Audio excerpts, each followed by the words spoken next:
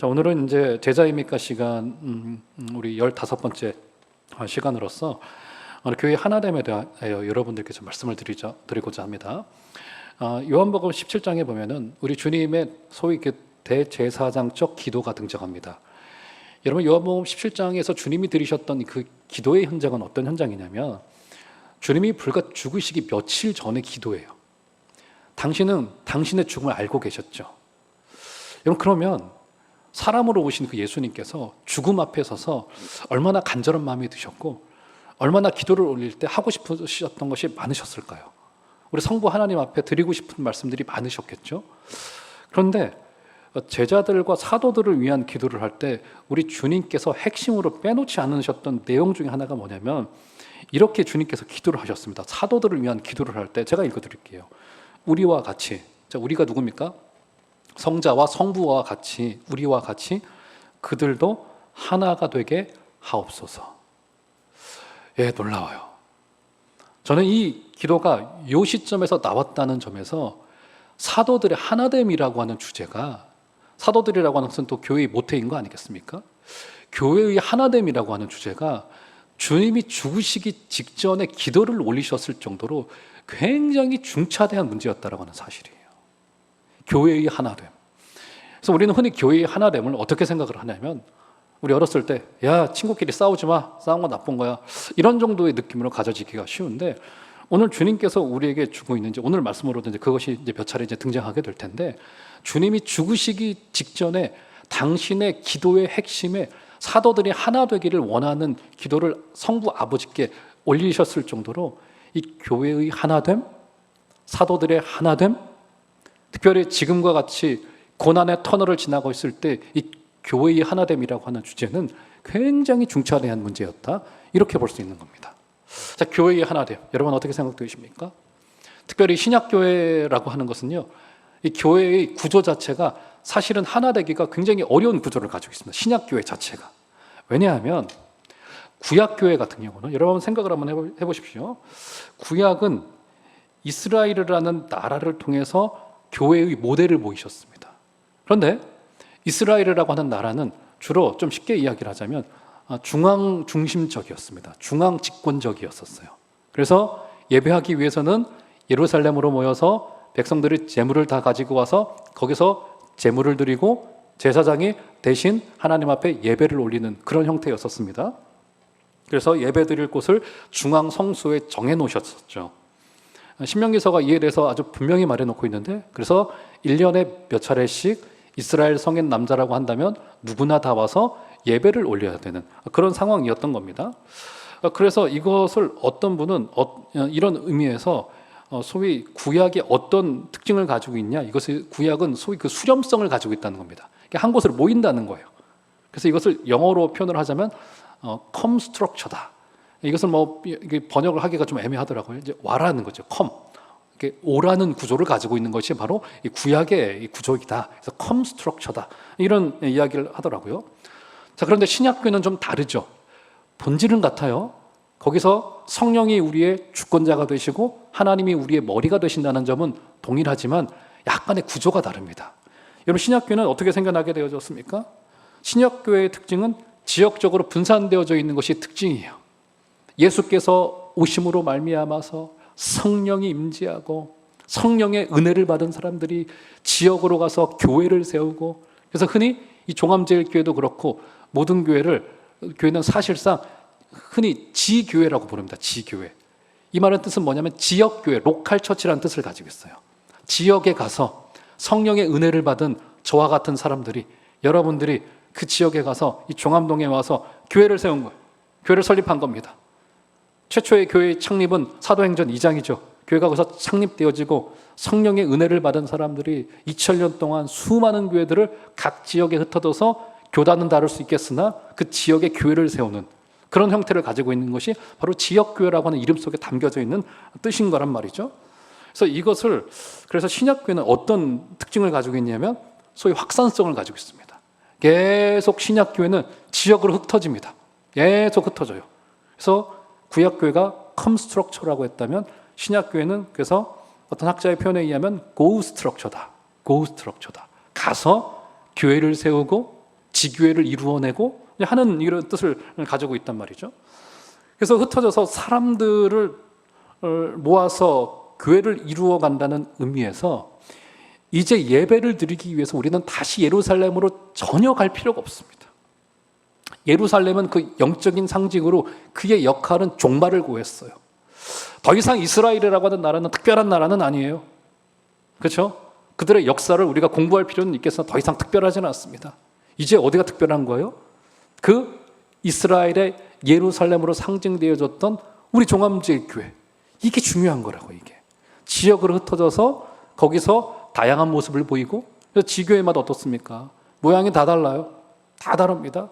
심지어는 이렇게 같은 지역에 있는 지근거리에 있는 교회들만 살펴보더라도 교회의 모양새가 전부 다 다릅니다.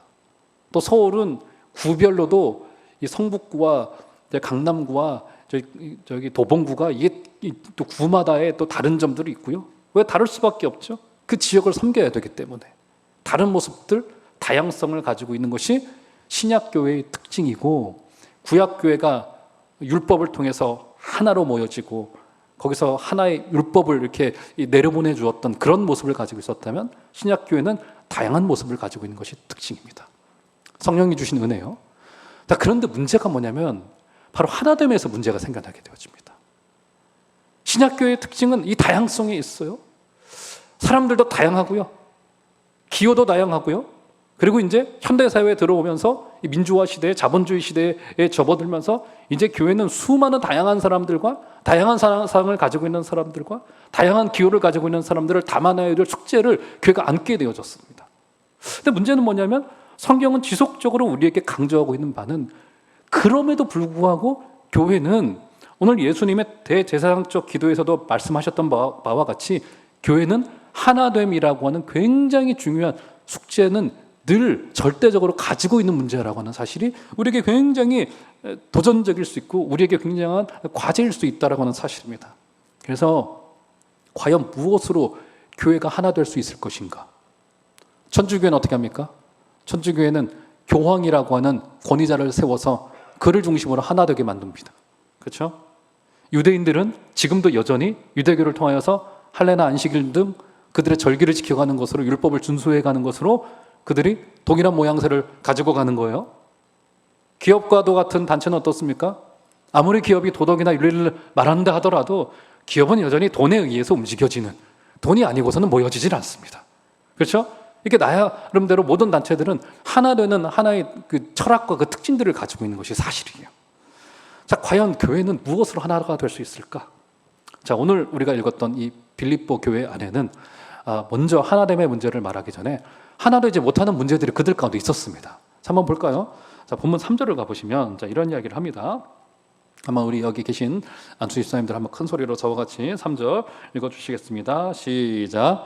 아무 일에든지 다툼이나 허영으로 하지 말고 오직 겸손한 마음으로 각각 자기보다 남을 낮게 여기고. 네, 여기서 보면은 하나 되지 못한 문제에 대한 핵심이 몇 가지가 등장하고 있죠. 3절에 보시면 아무 일에든지 다툼이나 허영으로 하지 말고. 이런 교회의 일에서 뭐가 나쁜 게 있겠습니까? 그런데 거기 보니까 다툼도 있고 허영도 있었어요. 하나 되지 못한 문제를 말해주고 있죠. 그렇죠? 자, 특별히 여기서 주목해 볼 만한 단어는 허영이라고 하는 단어입니다. 허영. 허영 어떤 의미로 좀 일으키십니까? 그리고 허영이라고 하는 뜻을 우리의 어감으로 말하자면 굳이 사지 않아도 될 것을 사는 것. 그렇죠? 이미 신발이 몇 켤레 있는데 신지도 않을 것 수십 켤레 사다 놓고, 그렇죠? 그리고 집안에 뚝 두므로 내가 그거 바라보는 것만으로도 만족해하는 거, 이런 게 이제 허영이라고 이제 생각되기 쉬운데, 우리말의 허영은 그런 뜻이 맞아요. 자, 그런데 여기서 허영은 어떤 의미를 가지고 있냐면 헬라 원어를 그대로 살펴보면 헛된 영광이라는 하는 뜻을 가지고 있습니다. 헛된 영광, 헛된 영광. 그래서 허영은 헛된 영광이라고 하는 뜻을 가지고 있어요.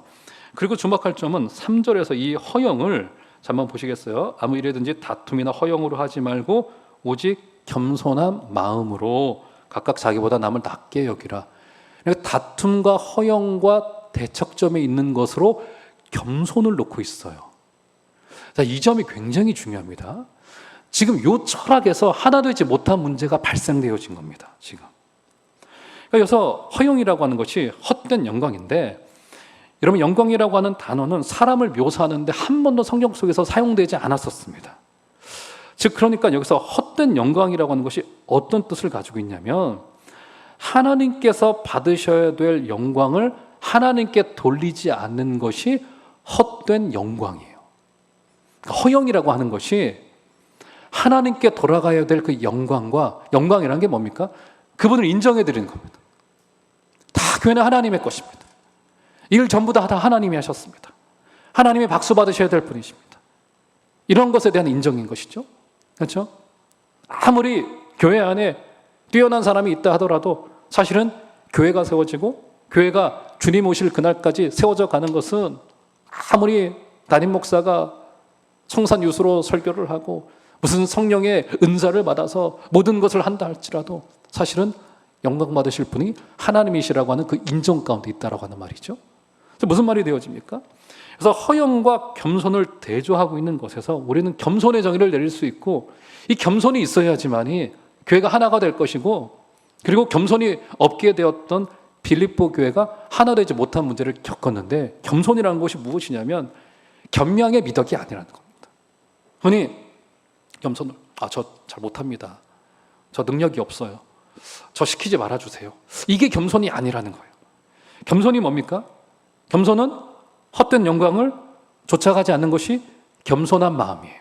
그리고 그 마음이 있을 때 비로소 교회가 하나가 될 수 있다고 하는 겁니다. 지금 무슨 말이냐면, 하나님이 받으셔야 될 그 영광을 하나님께 돌리는 태도가 성경적인 겸손입니다. 그 세상이 말하는, 도덕분자가 말하는 겸손과는 좀 달라요. 하나님께 돌려줘야 될 그 영광과 박수와 그 인정과 그 모든 것을 하나님께 돌리는 우리의 자세와 우리의 태도를 말하는 것이 바로 겸손이에요. 이것이 있을 때 비로소 우리는 교회가 하나됨을 향하여 나아갈 수 있다는 사실인 겁니다. 사랑하는 여러분, 우리는 어느 때보다 개인의 기호를 강조하는 시대를 살아내고 있습니다. 각 개인이 거의 우상처럼 받들어지고 있습니다. 내가 원하는, 내가 기호 삼는 것, 내가 목표 삼는 것을 가기 위해서는 다른 모든 것은 중요하지 않다고 생각하는 시대 속에 살아내고 있습니다. 저는 일면 이해를 합니다. 우리 청년들의 마음에 있는 그런 마음들이 때로 일면 이해가 돼요. 너무나도 살기 힘들기 때문에 나 하나 챙기는 것도 쉽지 않다, 이런 마음을 가지고 있단 말이죠. 그런데 조금만 더 깊숙이 우리의 영혼을 해부해 놓고 바라보게 된다면, 그 안에 우리가 하나님께 돌려야 될 그 영광이 그분께 정말 제대로 돌려지고 있는가를 한번 살펴볼 필요가 있습니다. 사랑하는 성도 여러분, 하나님께 돌려줘야 될 그 영광을 온전히 그분께 다 돌려드리시는 복된 여러분들 다 되어주시기를 주 이름으로 축원합니다. 자, 그래서 이렇게 어려움을 겪고 있던 빌립보 교회에게 어떤 권면을 하는가를 한번 볼까요? 1절. 1절 가보시면 다 같이 한번 한 소리로 1절 한번 읽어보도록 하겠습니다. 시작.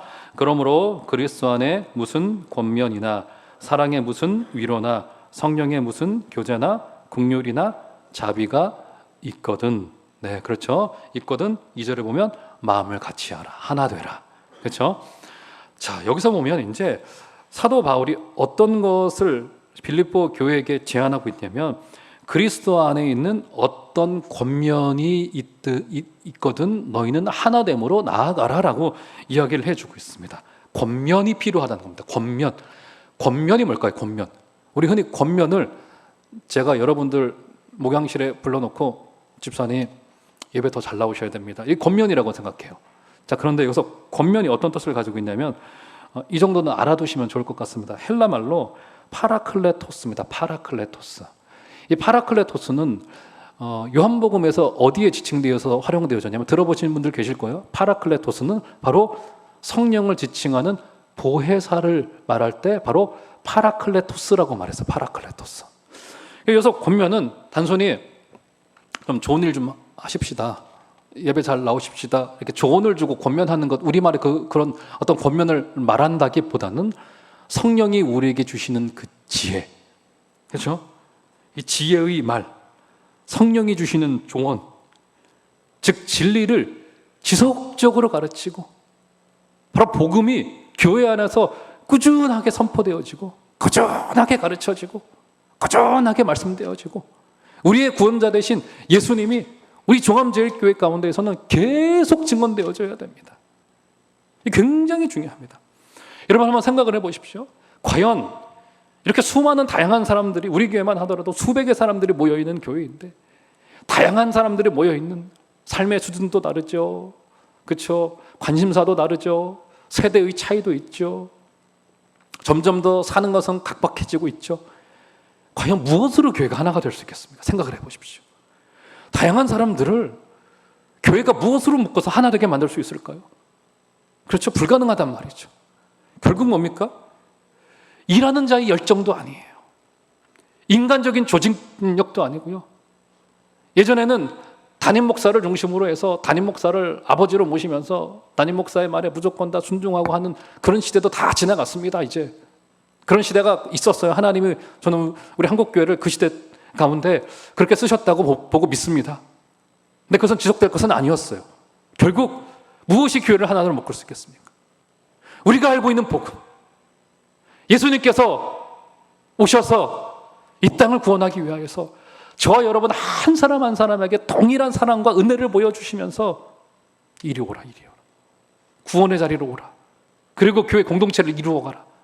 이 공동체 가운데 내가 구원을 보여줄 것이고 이 가운데 내가 은혜를 보여줄 것이다라고 하는 이 복음이 지속적으로 가르쳐지고 지속적으로 그리스도가 선포되어지지 않으면 교회는 하나 될 수 없어요. 그래서 교회의 말씀 선포와 말씀 사역이 그래서 굉장히 중요하고, 그래서 제가 자신 있게 여러분들에게 부탁드릴 것은 저를 위해서 기도해 달라고 하는 말을 제가 중요해서가 아니에요. 제 사람 우상현이 중요하지 않습니다. 제가 맡은 역할 때문에 그래요. 어쩔 수 없이 제가 주일마다 말씀을 선포하고 새벽에도 또 금요 기도회 때도 말씀을 선포하는 역할을 감당하지 않습니까? 제가 제대로 된 말씀에 붙들려 있지 않고 복음이 제대로 선포되지 않으면 교회는 절대로 하나가 될 수 없습니다. 그렇기 때문에 교회가 깨어지고 다툼이 일어나고 교회가 사분오열되어지는 것은 마귀의 역사이기도 하지만 사실은 교회에게도 책임이 있어요. 어떤 책임입니까? 언제나 십자가 복음이 전달되어져야 되고요. 은혜의 말씀이, 하나님의 은혜의 복음이 늘 증언될 수 있도록 여러분들도 그 은혜의 말씀을 다 말씀으로 묵상하여 주셔서 겸손한 마음을 가지고 하나님께 돌려드릴 영광을 제대로 돌려드릴 수 있게 되어주시는, 거기에는 우리 신앙의 연수, 내 자랑들, 내 경험들, 이거 전부 다 이런 전제들을 전부 다 내려놓아줘야 돼요. 전부 다 그리고 십자가의 복음 앞에 날마다 서서 내가 정말 죄인 중에 괴수였는데 우리 예수님께서 나를 사랑하셔서 이 자리에 세워주셨구나. 이 감격이 날마다 교회 가운데 있으셔야 됩니다. 사랑하는 성도 여러분, 영상으로 함께하고 계신 성도 여러분, 저 여러분들이 그렇게 구원받은 사실을 기억하시고 우리 교회 이 아름답고 멋진 하나됨을 만들어 가시는 여러분들 다 되어주시기를 주의 이름으로 축원합니다. 성령이 주시는 권면이 필요하다고 이야기를 하고요. 더불어서 자 1절 다시 한번 보시면, 그러므로 그리스도 안에 무슨 권면이나 사랑의 무슨 위로나, 교회 안에 무엇이 필요하다고 합니까? 서로를 향한 사랑의 위로가 필요하다고 이야기를 해요. 사랑의 위로가 필요하다. 참 여러분, 위로가 필요한 시대입니다. 위로가 필요한 시대예요. 제가 얼마 전에 그 세바시라고 하는, 세바시였나요? 어떤 강연을 보는데 참 기가 막힌 이야기를 한 여자 강사가 하더라고요. 직장인들에게 이제 좋은 팁을 주는 거예요. 주로 이제 직장에서는 직장 상사가 뭐 어디 밥을 먹고 나서도 이제 커피 한 잔을 마시더라도 부장이나 과장이 자기 지갑을 털어가지고 이제 후배들 이제 커피도 내고 이제 그런 거 아니겠습니까? 근데 그러던 중에 그 여자 강사가 참 지혜롭더라고요. 그럼 하는 말이 뭐냐면, 지금 이제 막 이제 입사한 젊은이들에게 어떤 말을 해주냐면, 당신들 지갑을 딱 한 번 열어가지고 부장님께 커피 대접을 한번 해봐라. 그러면 부장의 마음이 확 열려져서 내가 네 인생 끝까지 책임져 줄게, 이런 마음이 생겨나게 될 거다. 자, 그걸 보면서 조그만 사랑의 위로 한 가지가 그 부장이라고 하는 자리가 얼마나 외롭겠습니까? 조그만 사랑의 위로 한 가지가 사람의 마음을 감동시키고 그 사람의 뭐라고 해야 될까요? 굳어뒀던 그 마음, 이 동타와 같이 꽝꽝 얼어버린 그 마음을 녹일 수 있다는 그 점이 굉장히 신비롭고도 놀라운 점 아니겠어요? 오늘 이 사도 바울 선생도 분열되어져 있는 빌립보 교회에게 사랑의 위로가 너희들 가운데 필요하다라고. 다윗을 생각해 보세요. 그가 끝내는 하나님의 나라를 이루게 되어지죠. 이스라엘의 역대 최고의 왕의 자리에 등극하지 않습니까? 그 모태가 어디입니까? 그 모태가 어디예요? 그의 주위에 수많은 그를 향한 그 충성을 보였던 장수들이 그 가운데 있지 않았습니까? 그 모태가 어디입니까? 그 모태는 아둘람굴이에요. 아둘람굴에 그를 따라와서 400명이 모여들었습니다. 사울에게 핍박을 받았다. 어떤 자들이 모였다고 말합니까? 환난당한 사람, 빚진 사람, 마음이 원통한 사람, 고통당한 사람, 해결해야 될 문제를 안고 있는 사람, 이런 사람들이 아둘람굴에 모여서 400명이 모여서 끝내 그 400명이 나중에 하나님 나라를 이루는 모태가 되어져요. 이런 교회는 주로 보니까 주로 이런 사람들이 모여지게 되어지더라고요. 고통당한 사람들, 마음에 빚이 있는 사람, 해결해야 될 문제를 안고 있는 사람들, 이런 사람들이 모여지는 곳이 교회인 거더라고요. 그런 사람들끼리 모여서 서로 위로하고 교제하고 마음을 쓰다듬어주고 그들의 인생의 아픔에 함께 길을 걸어주고 하면서 어떻게 되어지는 겁니까? 거기서 하나님 나라의 싹이 일어나게 되어지는 거더라고요. 사랑하는 여러분, 오늘 이 예배가 마쳐지시거들랑 우리 교회 안에 이런 과제를 제가 숙제를 드리고 싶네요. 딱 한 분씩에게만, 친한 분 마시고 조금 덜 친한 분 한 분씩에게 오늘 전화를 돌리셔서 그냥 아무 이야기 하지 마시고, 전화를 드리는 것도 어떤 목적을 가지고 전화하는 것은 좀 그렇잖아요. 그냥 전화했습니다. 그냥 어떻게 지내시는지 그냥 전화했어요. 진짜로 그냥 전화했습니다. 진짜 어떻게 지내시는지. 이렇게 서로를 향해서 사랑의 관심, 사랑의 위로를 보여주시는 여러분들 되시기를 주의 이름으로 축원합니다. 사랑의 위로가 그들 가운데 있어졌었습니다. 자, 그러면 하나가 되어줘야 되겠죠? 자, 2절 보시면 이제 하나됨을 이야기를 합니다. 말씀의 결론으로 한번 가보시죠. 2절. 다 같이 한번 읽어볼까요? 시작. 마음을 같이하여 같은 사랑을 가지고 뜻을 합하여 한 마음을 품어.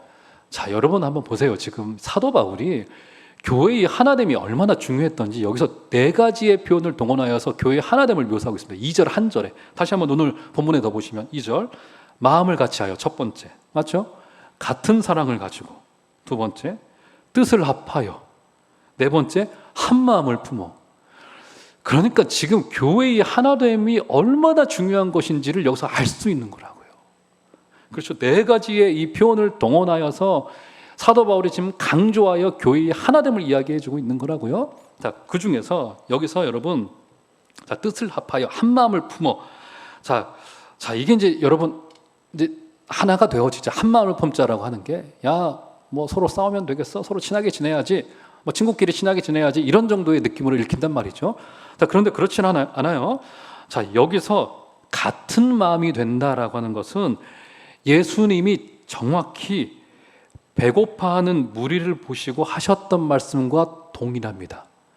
주님께서 배고파하는 무리를 보시고 오병이어의 기적을 일으키실 때 그들을 보시고 어떤 마음을 가지셨습니까?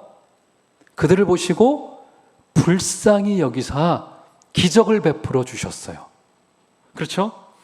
그러니까 하나 되는 것은 예수님 사역의 중요한 중심축을 이루고 있었던 굉장히 중요한 예수님 사역의 본질이요, 그 뿌리가 되는 주님의 마음이었다는 것을 우리가 알으셔야 됩니다. 단순한 감정이 아니고요, 윤리가 아니라고 하는 사실이에요. 그러니까 본문에서 하나가 되라고 하는 이 권면은 내가 좋아하는 사람들과 마음을 잘 맞춰가면서 잘 좀 지내보자 이런 정도의 의미가 아니라 우리가 제자로서 예수님을 쫓아가는 제자도에서의 핵심을 이야기해주고 있는 것이고요. 즉 이것은 이 하나가 되라라고 하는 기초에는 구원이 자리하고 있다는 사실을 꼭 기억하셔야 돼요. 주님이 배고파하는 무리에게 빵과 음료를 나눠주시면서 불쌍히 여기면서 하나 되는 마음을 가지고 그들에게 빵을 나누셨어요.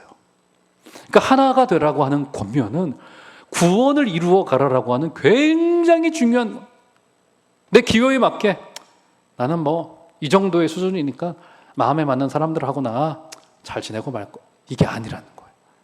이건 굉장히 중요한 우리에게 주어진 명령인 거고요. 우리가 선택할 기호의 문제가 아니라고 하는 사실이에요. 우리에게 주어진 우리 교회 공동체에 어떤 사람이라고도 있다면 우리 주님께서 보내주신 자인데 그와 하나가 되라고 보내주신 거라고요. 사람 가릴 거 없다는 겁니다, 여러분. 이것은 구원의 사역인 것이고요. 우리의 친교력에 있는 것도 아니고요. 우리의 기호에는 더더욱 있지 않은 것이고요. 뭡니까? 예수님의 사역을 위임받은 사명을 다하는 것이 바로 하나 되는 사역이다 라고 하는 것입니다. 그래서 다양한 사람들이 굉장히 많습니다. 신약교회의 특징이에요. 은사도 다르고 날란트도 다르고 경제의 수준도 다르고 생각하는 바, 지향하는 바 전부 다 다릅니다. 그렇죠? 그래서 우리 마음 가운데 어떤 생각이 들어지냐면 나와 마음이 좀 같은 합한 사람이 있으면 내가 하나가 될 텐데 이런 생각을 가지시기가 쉬워요. 근데 한번 상상을 한번 해보실까요? 우리 교회에 이 수백 명이 저를 예를 들어보자면 제가 하나 되기 위하여서 400명이 전부 다 우상현이야. 징글징글하지 않겠어요, 여러분? 세상에? 여러분, 우리가 아무리 마릴린 먼로가 좋다고 하더라도 이 땅의 여자가 전부 다 마릴린 먼로, 너무 옛날 여자를 제가 예를 들었나요? 예, 마릴린 먼로에 전부 다 우리 교회에 있는 여성분들이 수백 명이 전부 다 마릴린, 얼마나 징글징글합니까? 머리 좋은 사람들이 필요하다고 우리 교회 남자가 전부 다 아인슈타인이었으면 좋겠어. 믿음 좋은 아인슈타인. 얼마나 재미없게 인생을 살다 간 사람입니까?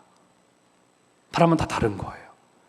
다양성 가운데 서로를 그렇게 섬겨주시고 우리가 진리 안에서 한 마음을 품고 이 구원의 사역을 전부 다 잘 감당하여 주시는 여러분들 다 되어 주시기를 주의 이름으로 축원합니다. 그래서 오늘 말씀의 결론으로서 4절 한번 보실까요? 자, 4절. 다 같이 한번 4절 한 소리로 한번 읽어보도록 하겠습니다. 시작. 각각 자기 일을 돌아볼 뿐더러 또한 각각 다른 사람들의 일을 돌아보아 나의 기쁨을 충만하게 하라. 네, 그렇죠. 어떻게까지 권면합니까? 이제 자기 일을 돌보는 것에 뿐만이 아니라 다른 사람들의 일까지도 함께 품고 나가는 것으로 이야기해주고 있죠. 그렇죠? 그렇죠? 그러니까 이 4절은 다른 사람들의 일도 돌보아 교회가 전체적으로 균형 있게, 하나 되는 교회의 특징인 거죠. 교회가 전체적으로 균형 있게 가야 되는 것을 말해주고 있습니다. 무슨 말입니까? 내 입장에서 보면 참 불만일 수 있는 일이 교회 입장에서 보면 전체적인 관점에서 보면 이해가 될 수 있는 일들이 상당히 많이 있습니다. 이 성숙으로 나아가는 거예요. 성숙으로. 그러니까 내 입장에서 보면 참 불합리해 보이기도 하고 때로는 이거 왜 이러지? 이런 생각이 들 수 있어요. 우리 부서의 입장에서만 보면 왜 이렇게 결정이 되어지지? 하는데 전체의 관점에서 보면 그래, 이해가 될 만하다. 그 눈이 띄어지게 되어지면 그런 경우들이 상당히 많은 것을 보게 되어집니다. 오늘 빌립보 교회에게 사도 바울은 그 성숙의 자리까지 가야 된다라고 이야기를 합니다. 그러니까 지금 21세기의 교회에게도 정말 필요한 것 중에 하나가 뭐냐면 이 성경적인 균형입니다. 성경적인 균형. 여러분, 이 성경적인 균형을 우리가 잃게 되면 어떤 문제들이 발생되어지게 되냐면 전체적으로 일에서의 그 효율성이 떨어지게 되어집니다. 무슨 말이 되어지냐면 무엇 하나를 결정하기 위해서 들여야 하는 에너지 소비가 너무나도 많게 되어져야 돼요. 너무나도 사소한 문제임에도 불구하고 요거 하나 결정하는데 몇 시간을 들여서 서로 논의를 하고 하는 것들이 너무나도 많게 되어지게 되어져요. 특별히 말씀을 전하는 저와 같은 사역자가 말씀을 준비하는 것보다 더 골머리 써야 되는 일이 발생한다면 그때는 교회의 적신호예요. 그건 분명합니다, 여러분. 교회가 전체적인 일에서의 효율성이 뚝 떨어지게 되어지고 만다라고 하는 사실인 거죠. 그래서 이런 모든 것들을 위해서 지휘자가 필요합니다. 리더가 필요해요. 어떤 리더가 필요할 거예요, 여러분? 어떤 지휘자가 필요할까요? 과거에는 카리스마틱한 카리스마를 가진 리더들이 있었습니다. 절대적인 권위를 가지고 있었어요. 그래서 그분이 결정하는 것이 그냥 전체의 결정이 되어져 버리고 말았습니다. 교회가 쑥쑥 성장하는 데 도움이 된 것은 사실입니다만은 문제가 뭡니까? 절대적으로 나쁜 것도 절대적으로 결정되어지고 많은 사람들이 쫓아갈 위험도 그 가운데 있었고 그런 문제들이 실제로 벌어졌던 사례들이 치명상을 교회에게 안기기도 했었습니다. 그러니까 카리스마 리더십은 절대적이라는 것은 좋은데 잘못된 결정까지도 절대적으로 할 수 있다라고 하는 너무나도 큰 리스크가 있다라고 하는 사실입니다. 그래서 교회 안에서는 하나님의 말씀만이 절대적이어야 됩니다. 그 하나님의 말씀이 결국 우리를 하나로 묶게 될 것이에요. 하나님의 말씀이. 우리가 이 말씀을 듣고 말씀에 붙들려서 말씀에 따라서 우리의 최고의 노력을 기울일 때 교회는 비로소 아름다운 하모니를 이룰 수 있게 될 것입니다. 사랑하는 성도 여러분, 이 어려움의 때에 우리 종암제일교회는 하나가 되어지는 아름답고 복된 역사가 있게 되어지시기를 주 이름으로 축원합니다. 그것은 성령의 조언을 듣고 사랑의 위로를 하면서 바로 지휘자 되시고 리더가 되신 성령의 이 말씀의 음성에 우리가 순종할 때 비로소 가능하게 될 것입니다.